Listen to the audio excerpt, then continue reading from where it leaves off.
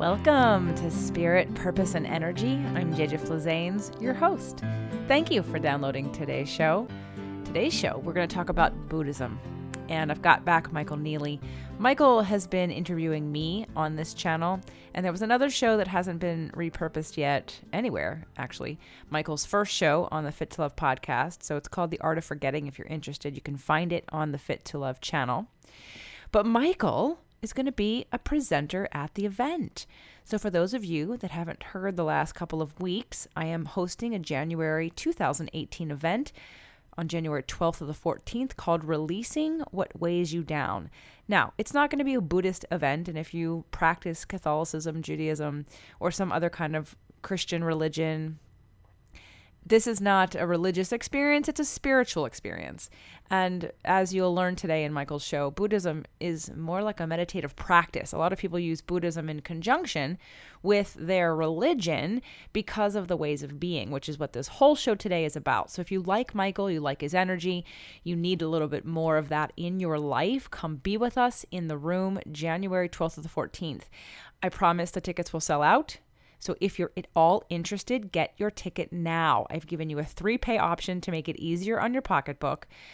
ReleasingWhatWeighsYouDown.com. Now, if you're not sure if you're supposed to be there because you're not sure what kind of blocks you may or may not have, I've also set up a quiz for you to take just to see. And you can go to whatblocksme.com, and take the quiz and find out. Maybe there's just something that you haven't realized is creating a block in your life. So whatblocksme.com. What else to say about Michael? Well, obviously he's been on this show before interviewing me, so hopefully you'll get to learn a little bit more about him and his energy, and you'll want to come play with us. And if you can't make it to LA in January, then buy a virtual ticket, and you'll still get the sessions. You'll still be able to participate. You'll still be able to do the practices that we're doing, but only at the comfort of your own home. You'll miss the community part, you'll miss the food part, you'll miss the play part, but you'll get all the good information, and you'll be able to repeat it at your leisure. So I hope you enjoyed today's show. Today's show, Buddhism as a Lifestyle. We have back Michael Neeley. Michael Neeley is a former professional actor and medieval knight turned writer, motivational speaker, personal development coach, author of the upcoming book, The Art of Forgetting, and the host of the highly rated new podcast, Consciously Speaking. Michael is a student of Buddhism and is a certified Dharma teacher and meditation guide. He is committed to living a conscious lifestyle and helping guide others to do the same. Welcome back to the show, Michael. It is so good to be back. Thank you, JJ. You're welcome. We did a show called The Art of Forgetting. It was on a sexy Saturday, and Michael and I talked about relationships. There was some really great wisdom in there for any of you that would like to hear a little bit more about, well, what I'm going to say is like a Buddhist way of living in relationships, even though we didn't mention that at all on the show. But Michael's tone and his lifestyle and his practices do come from Buddhist traditions. And so that's why I've brought him back on today on a Freedom Friday for us to talk about a subject that I haven't talked about yet, which is Buddhism. And I know I've used it in some of my practices, but I wouldn't say that I am a Buddhist in any way, shape, or form. So today I'm looking forward to learning more from you, Michael, about Buddhism in general, how you use it, and to explore the ways we can all integrate more of the principles of Buddhism into our lives as a lifestyle. So tell us about your religious and spiritual background. Like, where did you start? Yeah, well, gosh, I started as a Catholic. I was an altar boy in grade school growing up. And so born and raised Catholic. And then ultimately through time, I just found that didn't resonate with me necessarily. And partially because what I saw versus what was taught felt like they were two different things.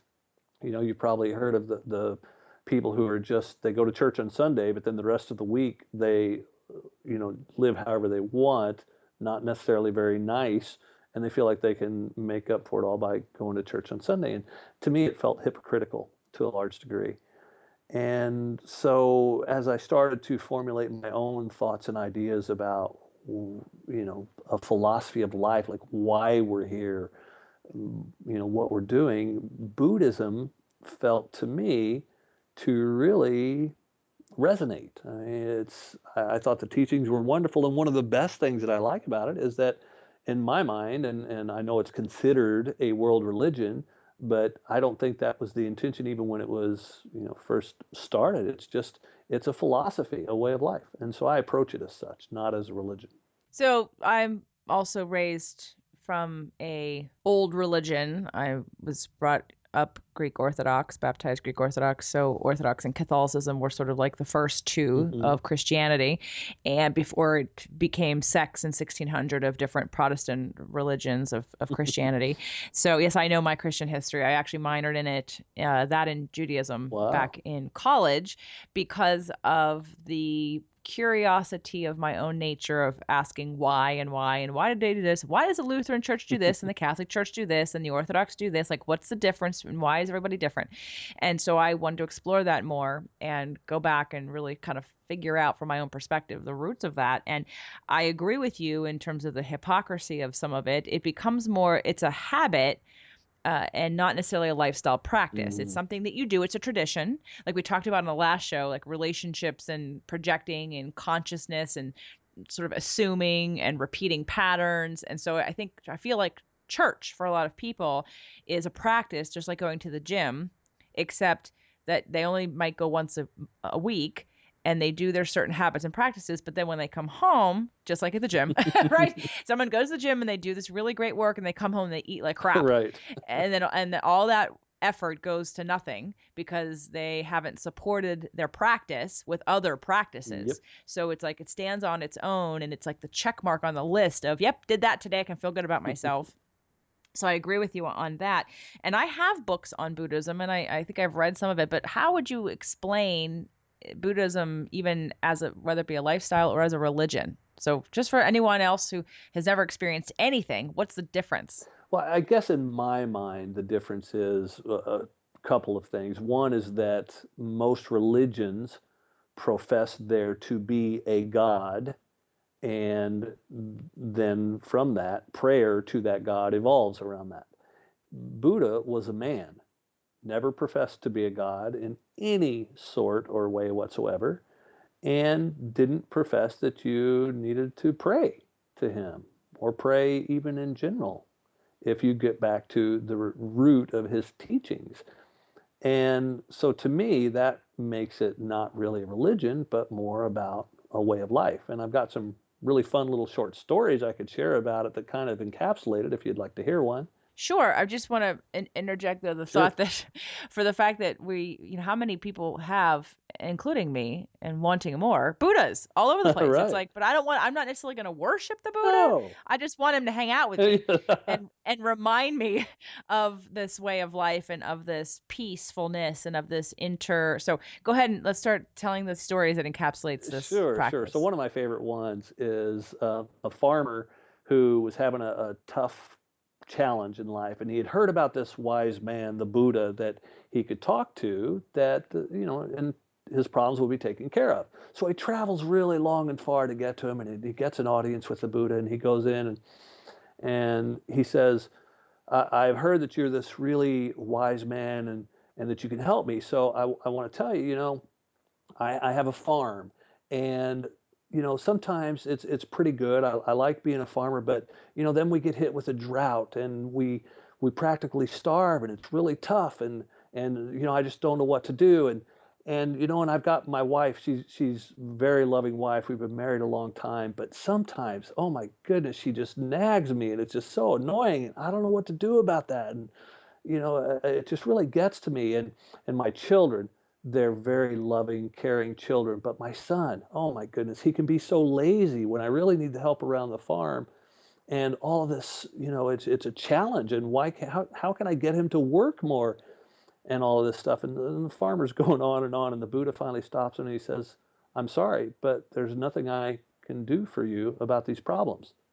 And the farmer looked at him in a little bit of dismay and practically disgust. He's like, "Well, what kind of a great wise man are you? I've traveled all this way. You're supposed to be able to help me with these problems." And the Buddha said, "Well, I'm sorry, but everybody has 83 problems, and there's nothing I can do to help you with any of those problems." And the farmer, just in disgust, rises up and says, "Well, what good are you then anyway?" and starts to walk away. And the Buddha says to him, "But maybe I can help you with the 84th problem. And the farmer stops and he turns around and he says, the 84th problem, as if 83 wasn't enough. What's my 84th problem? And the Buddha says, that you wish to have no problems. And with that, the farmer's eyes were opened and he sat down to learn.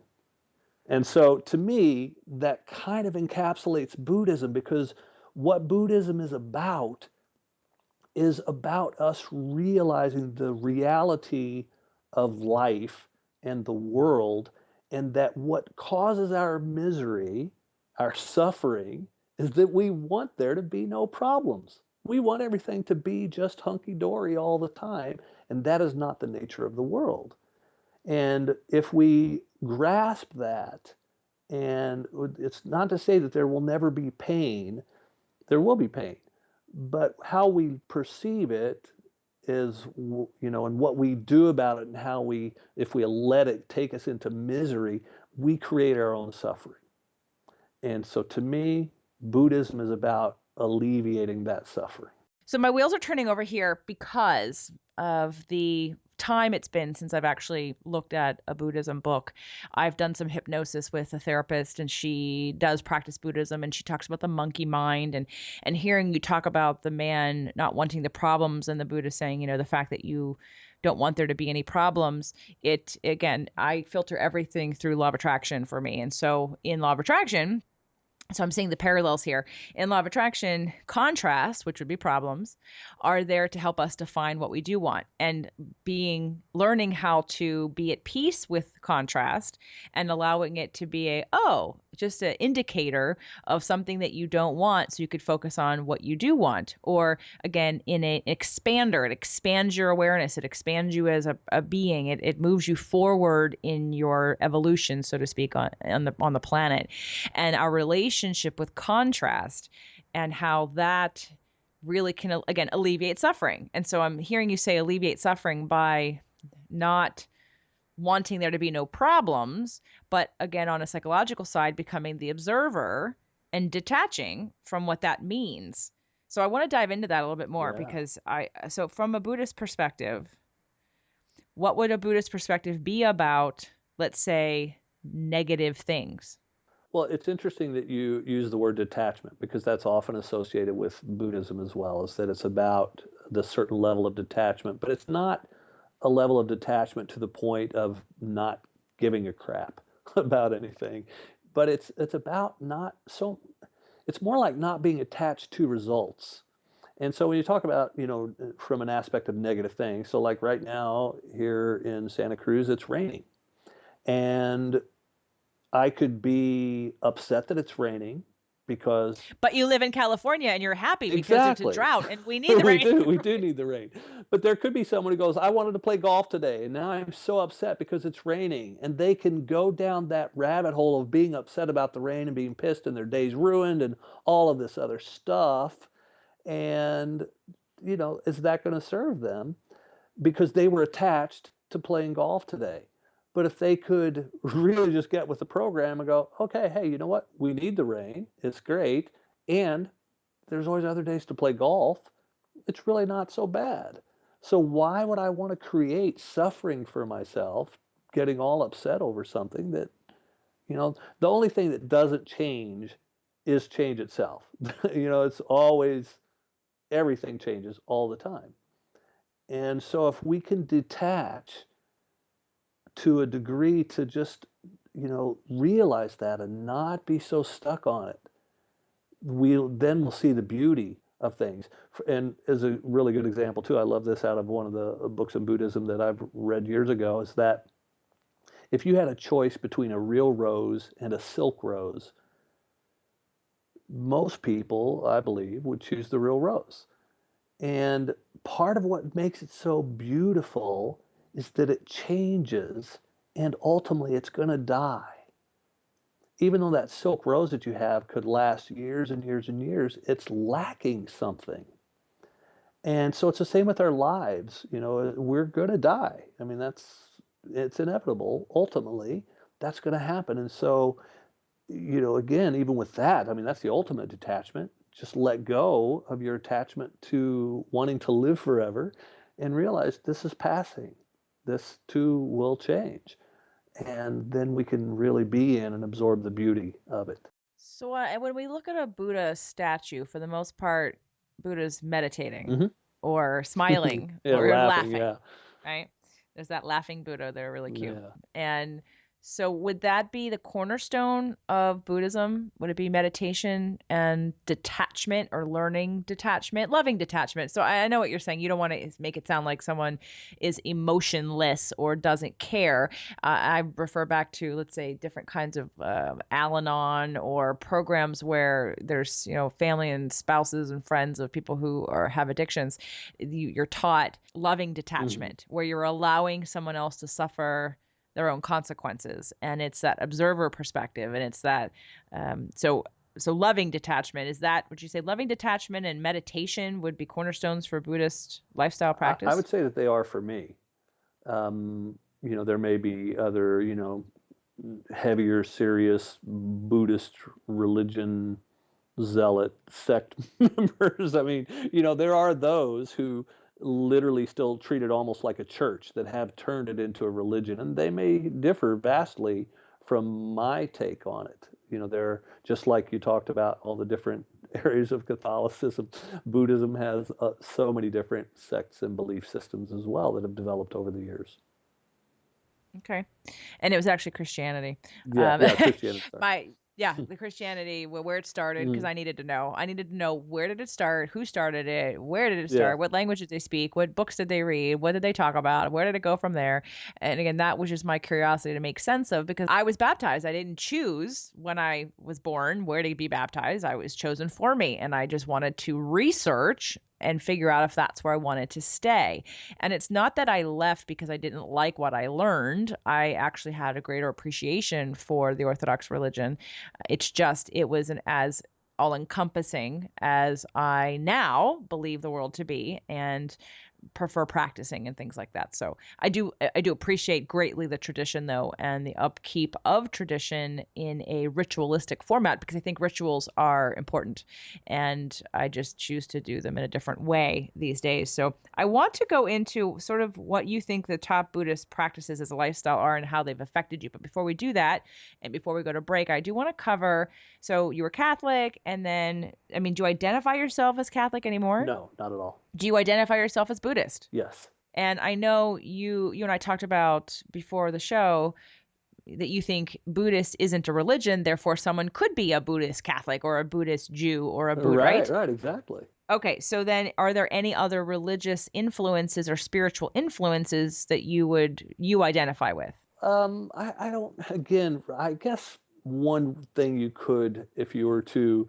like write on a bio and say, Michael is this and this and this and this, and I think probably one of the things you could say about me is I'm kind of anti-religion.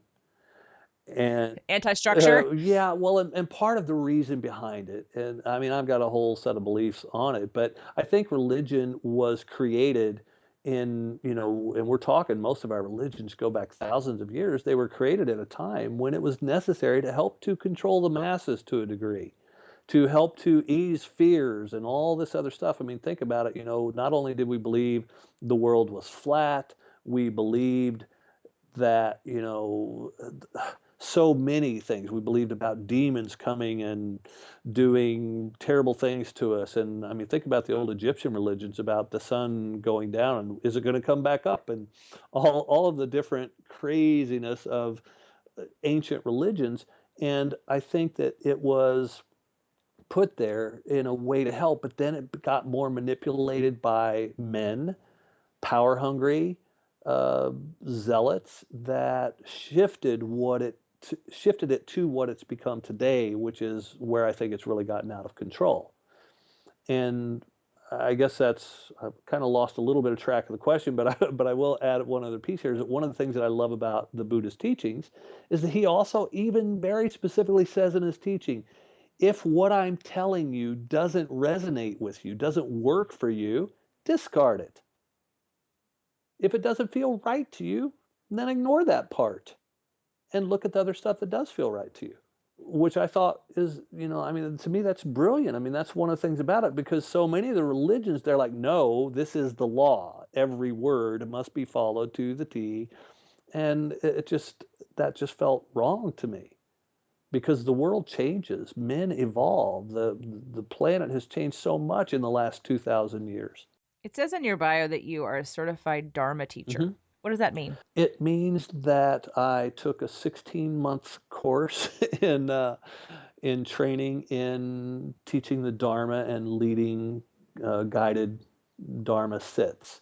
And so it's really about teaching things like the Four Noble Truths and the Eightfold Path and the different aspects of the Dharma. I'm not a super scholar of Buddhism, but I can do the basics in leading a class like that. Okay. But Dharma coming from Buddhism. Yes. Okay. And Just wanted to by be the way, clear. for those listeners who don't know what Dharma means, Dharma, my understanding is it's just translates as the teachings. But Buddhist teachings. Yes.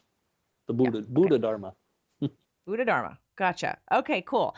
All right. I want to have you think about a few things. We titled today's show Buddhism as a Lifestyle. And the reason was because regardless of your religion, as I hope you've heard, because I do agree with you, Michael, in terms of the need for religion early on, and sort of because that was also at a time where there were more kings and queens and reigns and armies that kept, power in check. I mean, that's our government now, but they did it with force and they also manipulated to keep control by taking away certain books or, denying education. Actually, speaking of our mutual acting background, when I was in school in a history class, it was like an acting history class.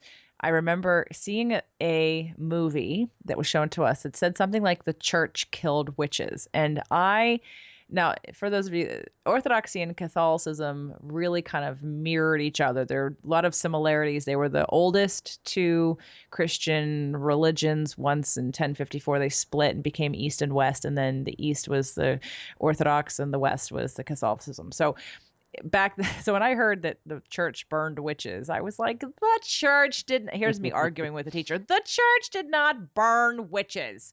Well, okay, yes, the church. No, the church didn't. The people did. Like I needed to like say that out loud. Like there's a belief, and in the church I grew up in, the belief was love, and it was empowerment, and it was God, wanting to be uplifted and wanting to be loved and wanting to spread love, and it had nothing to do with burning witches. So that's while someone hid behind some kind of structure, called it the church or called it the government, to get away with something that frightened them, and then altered what they said that was about to get what they wanted, and manipulated that. It's like there's so much of that misuse of power in certain, but it happens everywhere. It happens everywhere. And so, while I'm not trying to diss, my mother's still a very active Orthodox Christian, so is my father.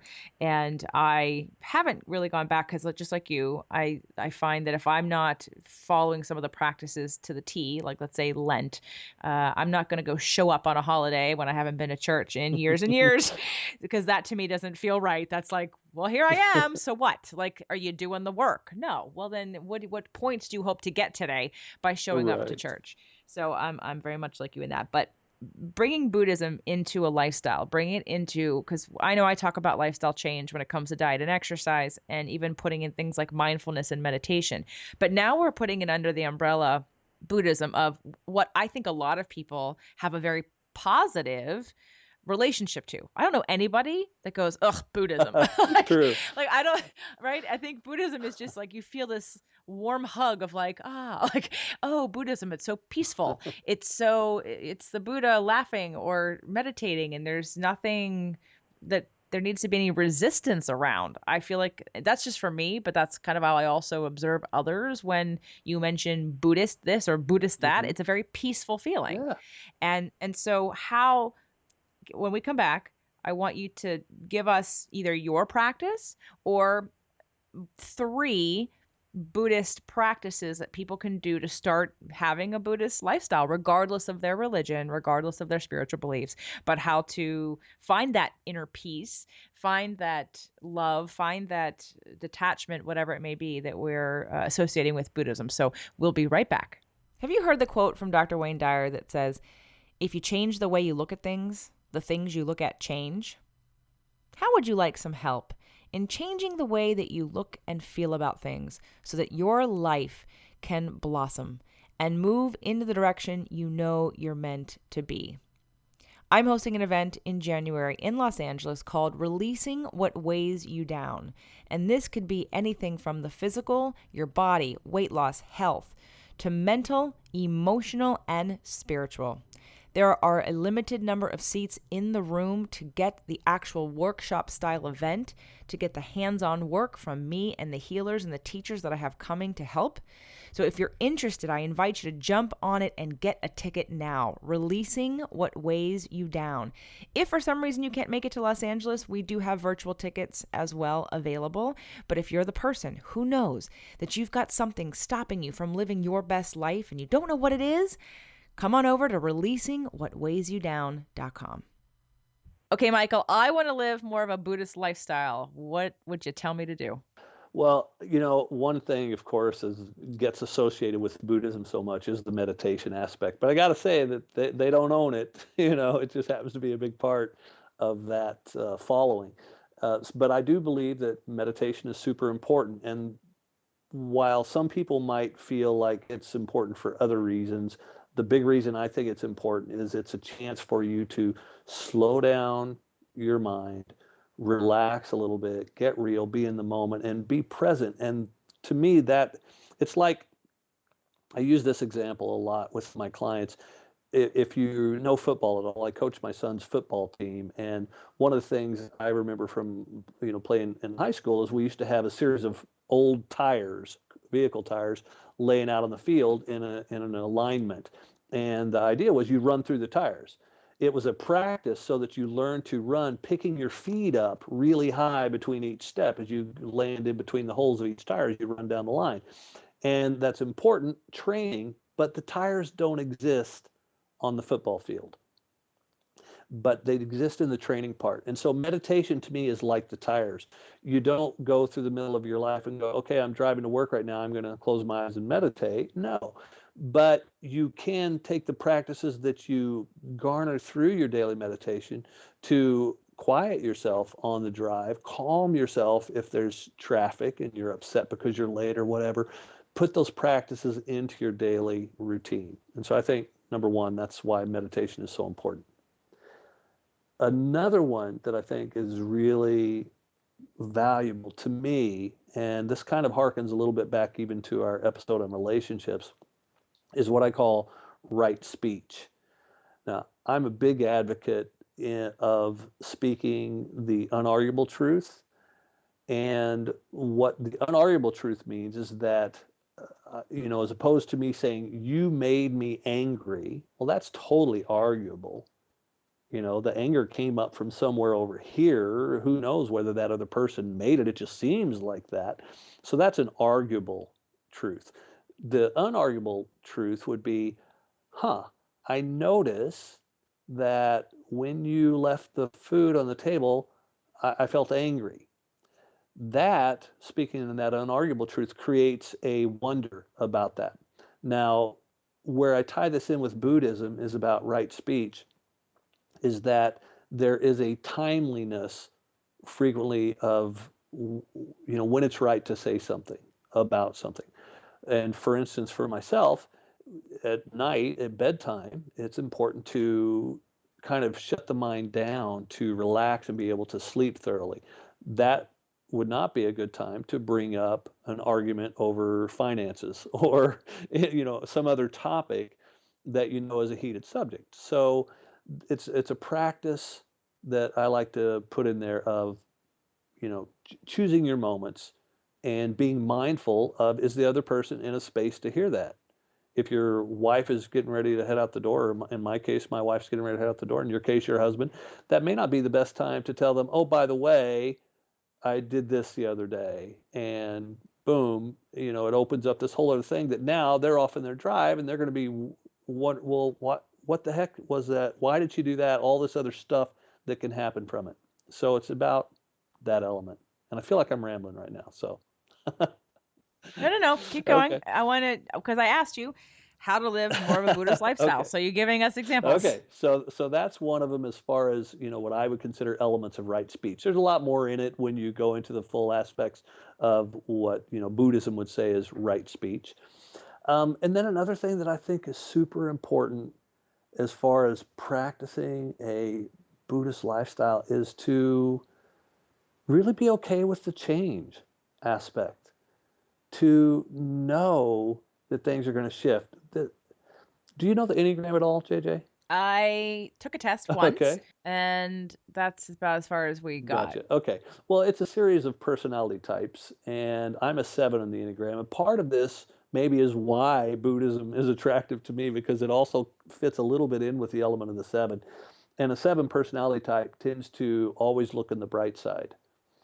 And for me, Buddhism really fits with that to a large degree because if you're okay with the fact that things are going to change, things always change, it's like that even if things are bad right now, they're not always going to be bad. It will get better. And then everything will be fine. So don't worry so much. I guess that's the big one for me that I feel is a Buddhist aspect is there's nothing really to worry about. So that connects to the story about the guy with the problems and learning how to lovingly detach from his Mm-hmm. problems, right? Having a new relationship with Yeah. problems, so to speak. It also connects my love attraction contrast, having a different relationship with contrast rather than seeing it as a problem. It also starts out with the way that you mentioned in the last show about we have a choice about how to interpret something, whether it be a good thing or a bad thing. And so I think we, come full circle with worry, and I think there's different ways to state that worry, but in the Buddhist, it sounds like in the Buddhist practice that it's really improving upon your relationship with worldly issues, so to speak. I have to ask because I thought about it when you're talking, does the Buddhist practice, or I guess Buddhist is a religion. It's not a We can religion. call It's it been that. turned into a Yeah, we can religion. call it that because it's mostly considered one of the world religions. So Okay, so does Buddhism believe in multiple lives? that's a great question, and you could probably do a whole different episode on that because there are different Buddhist sects who believe different things, and there are different people within certain elements who believe it differently. I can tell you what my thoughts are, which I think are reflected by some of the major leaders in Buddhism. You want to hear Sure, those? Okay, sure. so for me, one of the interesting things about Buddhism is that there are parts of it that really say that, and this is where some people who are more religious go, oh, that's no way, I don't buy into that. But that is that we don't really have a soul. And when you look at it like this, okay, and this is where Buddhism, I also love that it connects a lot of stuff with science. We are made up of atoms and cells and all this different physical makeup that is our body. And when we die, all of these elements that make up our body are going to go back into the earth in some form or another. You got cremated, then your ashes are going to go back into the earth or wherever they end up in an urn somewhere. um, but even as you're being cremated, the stuff, the fire, the part of you that burns up, okay, because imagine I'm a 250-pound guy. When my ashes are probably going to weigh less than, I don't know, 10 pounds. I have no idea, but it's not going to be that much. So where did the other 240 pounds go? They went somewhere. They went out into the world, in the flame, in the smoke, in that atmosphere. And through that, someone else out there ultimately at some point is going to breathe that in. So that's from the totally scientific physical aspect of how I think bodies get shifted. We all become part of the world that gets reconsumed. When I'm breathing out, that stuff that was in me is part of me. And if I'm in the same room as you and I breathe that out and you've breathed it in, part of me is going on through you. So I know it gets a little more weird there, but Well, no, it's a very visceral thought, and when you visualize that, it's like wow, like you can really have a bodily experience by thinking about breathing in someone else, yeah. in terms of their particles. So, but let's jump to: is there a reincarnation? Right. So now this is the part where if you imagine the separation, and this is the part that I believe, I don't know that we really die. And I've had people on my show, and I think you have as well, maybe, who've had near-death experiences. And everyone that I've talked to who's had a near-death experience will tell you the same thing. It's like we don't really die. And so if you think about that, my consciousness, whatever that is, I don't feel like it is a physical aspect of my body. I believe my body will die, but whatever that consciousness is will continue on. And that could end up coming back in someone else. But now, will it come back as the exact consciousness that was Michael Neeley? I don't know. It could, Probably yeah, not. exactly. I don't, yeah. No, okay. I wanted to have you go through that situation because I think that, talking about worry, for instance, if the Buddhist, and this is one of the reasons why I love law of attraction. So law of attraction is that, and I did a show a couple weeks ago called Prayer versus Meditation. Mm, And it was about the difference. And I mentioned law of attraction in there because law of attraction is basically that we are all an extension of source energy. We are all source energy. And we are all, but in our bodies, we are physically focused in. So if source energy was the sun, we'd be a sunbeam. We're still the same matter. We're mhm. still the same energy. We're just physically focused, and that we don't die. We reemerge, and it isn't. And like soulmates in law of attraction terms would be like you're talking about those particles, like the gathering of different particles in another that you recognize as once you. Yeah. Like soulmates are like because again, on a physical scientific level, matter and energy get re-emerged back into the atmosphere or into the earth and then get reformed, and then if there's another physical body to be created, some of those particles can't not help but be included. And so when you recognize that on a vibrational reflection of, oh, that was parts of you or used to be parts of me, and I Mhm. recognize that within you, and that's what soulmate is actually in law of attraction. So I'm for the worry part of Buddhism. So interesting that there's a sect in Buddhism that doesn't believe in multiple lives, because to me, when you take a situation like any religion, let's just say atheist. Okay. So if an atheist says there's no God, there's no creator, when I'm dead, I'm done. Okay. And so for me, I know if that were my belief, that would stimulate some anxiety. I would have a lot more focus on what I do, why I'm doing it, what good is it doing. I'd be more attached to an outcome because this is my only shot. But I think when you believe all these scientific things that we're talking about in a spiritual way, that there is reemergence, there isn't death, death doesn't really exist. You just leave the physical body, but your consciousness, your energy as it leaves the body does really reemerge like immediately, and then that exists. It never dies. You can't kill it. You can't destroy energy. And so if someone was to adopt that perspective, then you have to, I think it gives you a more of a, well, if I don't get it done in this lifetime, I'll get it done in the next lifetime. Right. Like there's no rush. Like then you have to say, well, what's the point of being here then? Okay, well, we're just going to, rinse and repeat and rinse and repeat. And there isn't as much of that like end point, that finality that people believe death really is. And so for someone to worry less, I think they'd have to expand more on their bigger view of what life is. Yeah, I'm with you 100%. I love the way you I think. can't. Well, so the why part of me has asked all these questions for a very long time, and Yeah. and because it worry, and I don't know if it was law of attraction or somebody read this somewhere and told me about it, that worry is prayer for what you don't want, Mm. and so you might say to somebody, well, worry less, and they're going to say to you, well, how? And I think, like you had talked about in the first show that we did about relationships and the art of forgetting and being conscious and becoming and exploring a little bit deeper why you're upset that that person didn't remember to buy the thing at the grocery store or whatever. Same thing with our worrying. Well, if someone can't let go of thinking negative thoughts, what's that belief underneath there? Is it, and like I said, in terms of, and not all atheists, I'm sure, have anxiety, but let's just say, I know for me, if I had that point of view, I probably would have a lot more anxiety. And for me, I would say, well, I can't not worry because this is my only shot. Mm. But if you jump to, I believe in multiple lives, well, okay, then there's a reason, there's a lesson. I'll be back. It never ends. It's, there's no such thing as death. All of a sudden it feels a lot better. So it's interesting to think that in the Buddhist religion that there are opposing viewpoints. Yeah, well, it's completely, and there's so many different, sects of Buddhism as well, and I believe that's one of the great things about it is you can still have your own individual thoughts on it. Could be right, could be wrong, doesn't matter. It's what works for the person.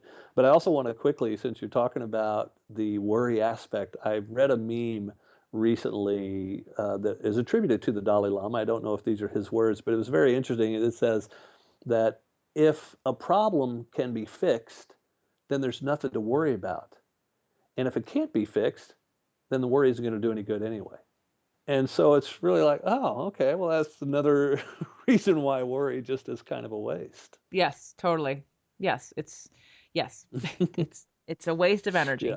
Because like you just said, if it's a problem that can be fixed, then there's nothing to worry about. And if it can't be fixed, then why? Yeah. But worry in the law of attraction is like you're just creating more problems. Exactly. You're exacerbating what's going on by focus. It's like driving, looking in your rearview mirror. Yep. You're not looking forward, you're looking backwards. Totally. Or you're making up stories, you're not present, you're not mindful. So now, do you help people in your coaching with utilizing these tools and integrating them into their life? Absolutely. Yeah, it's all about practice. And then there's another piece that I do that's I think super important, and tying it a little bit back to the art of forgetting element, and that is that we really kind of do an archaeological dig to find out where their belief systems started. Like if they have a story about, I'm never going to find the right person, which many people, again, tying it back to worry, they worry that they're not going to ever find the love of their life or the right relationship. Well, that story got developed somewhere along the line. And so it's important to go back and dig those up and have them, really get rid of the fiction of that story so that they can open up to letting go of worry and starting to really see, oh, hey, all this stuff I've been worried about was silly. And now I can have the life I want. One more thing about worry, and then I want you to tell us how people can get more from you, buy your book, work with you, listen to your show. I actually talk about hypocritical sort of religious speak. I was with a family member not very long ago, and they are very worried about politics and about the world and what's happening and blah, blah, blah, right? But yet this person goes to church all the time. And no matter when they're traveling, they go to church. And I looked at that person and I said, do you believe in God? And they said, well, yes. I said, then don't you think God had a plan? And if God had a plan, don't you think God will take care of it? So let it go. Yeah. like where's the trust? Where's the faith? And I think in some religions, it's again that there's these habitual practices that people do, but the very simplistic practice of trust. Do you trust? Do you believe? Do you really believe? Well, if you really believe, then chill out. Because there was a plan and you didn't make it and you're not privy to it. So just be on the ride. Totally. It's not for you to control. So anyway, I love that. So if someone wants to work with you, learn more about your show, Consciously Speaking, buy your book, The Art of Forgetting, or get some coaching, or is interested more in this Buddhist conversation, where can they find you? Sure. So everything about me right now you can find at michaelneeley.com. And that's Neeley, Neeley.com. Okay. And well, tell us a little bit more. I mentioned your book. I mentioned your show. And do you do coaching? I do. I do handle coaching with clients, couples. My wife and I are actually doing retreats from time to time now as well. We've got a couple retreat coming up. And so, there's lots of ways that you could work with me. Michael, thank you so much for being here. Always a pleasure, JJ. Love being on your show. Thank you again for downloading today's episode of Spirit, Purpose, and Energy. Would love you to come take the quiz and see what blocks you need to release at whatblocksme.com.